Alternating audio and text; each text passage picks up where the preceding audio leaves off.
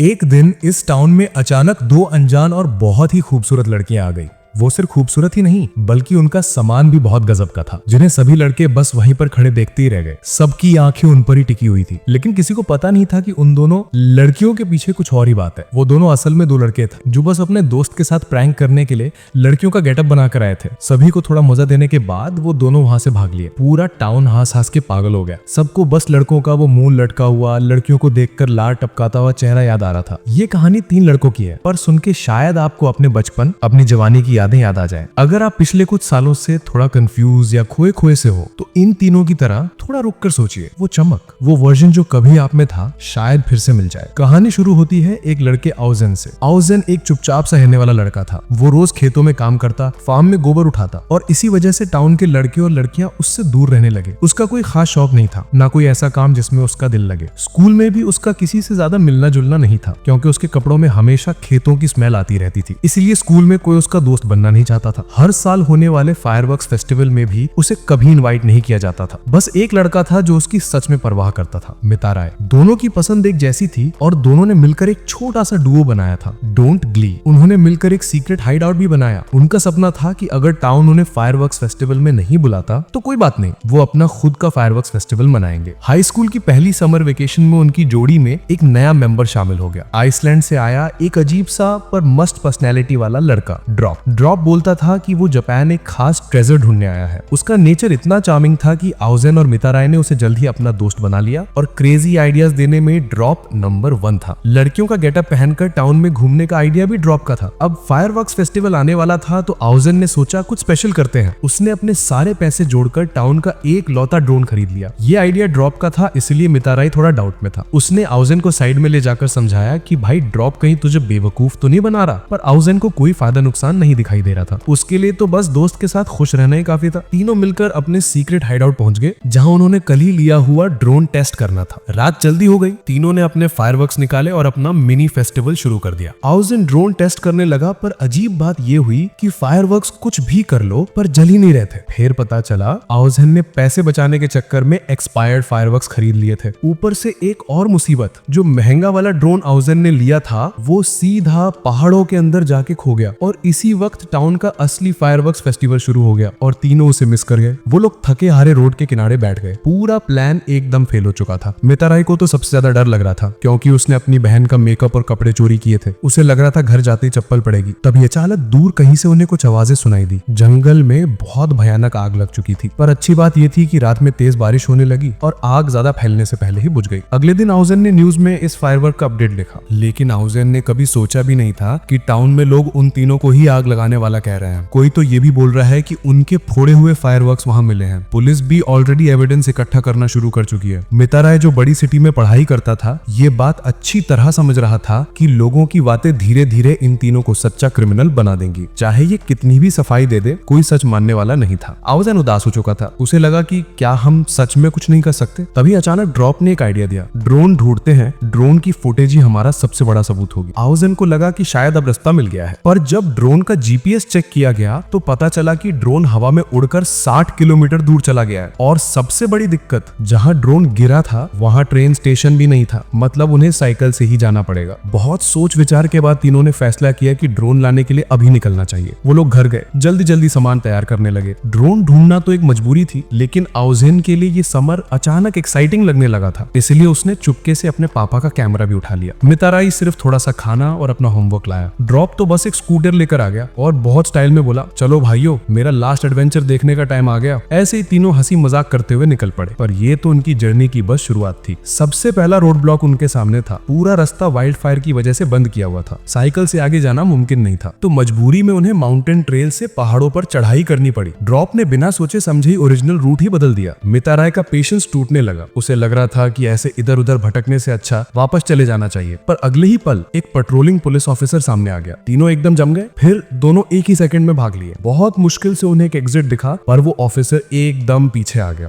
तीनों लगभग फंस ही गए थे कि अचानक एक और बड़ी प्रॉब्लम सामने आ गई। एक काला भालू उनके बिल्कुल सामने आ गया। तीनों का खून सूख चुका था, कोई हिल तक नहीं पा रहा था। उस जानलेवा पल में आउजेन ने अपने बैग से एक स्प्रे निकाला, पर प्रॉब्लम ये थी कि हवा उल्टे साइड में चल रही थी, जिस कारण स्प्रे सीधा तीनों की आंखों में चला गया। भालू पर तो असर तक नहीं हुआ। डर के मारे आउजेन भागता रहा और स्प्रे चलाता रहा। उसके मन में बस एक ही उम्मीद थी, ये बेकार सा स्प्रे शायद काम कर जाए। किस्मत अच्छी थी, तीनों किसी तरह भालू से बच निकले, पर उनकी आंखें इतनी जल रही थीं कि खोल भी नहीं पा रहे थे। और तब मिताराई को पता चला कि जो बेयर स्प्रे आउजेन चला रहा था वो असल में उसका हेयर जेल था। अभी तीनों ने चैन की सांस ही ली थी कि उन्हें पता चला कि भटकते भटकते वो रास्ता ही भूल चुके हैं। पर तभी आउजेन को मिट्टी से कुछ जानी पहचानी स्मेल आई। वो आगे बढ़ा और एक वाटरफॉल के पास छोटा सा स्ट्रीम दिख गया। तीनों ने डिसाइड किया कि यहीं थोड़ा रेस्ट करते हैं। पानी गिरते देखते हुए ड्रॉप ने एक कहानी सुनानी शुरू कर दी, एक पुराने आइसलैंड के लेजेंड की। ड्रॉप बोलता था कि आइसलैंड में एक बड़ा सा कैनियन है जहाँ एक गोल्डन वाटरफॉल है जो जमीन को 2 हिस्सों में बांट सकता है, और उस वाटरफॉल के नीचे एक रेड फोन बूथ है। वहां अगर फोन बजे और आप उठा लो तो उसकी आवाज आपको एक हिडन ट्रेजर का राज बताती है। ड्रॉप कहता था कि उसी फोन बूथ की आवाज ने उसे आइसलैंड से जापान भेजा ट्रेजर ढूंढने। बातें करते करते आउजेन ने अपना कैमरा निकाला और ड्रॉप से पूछा, आइसलैंड और आयरलैंड में कितना डिस्टेंस होगा? तब पता चला कि आउजेन को हमेशा से अपनी क्लास की एक लड़की पसंद थी। उसका नाम था उरायसु,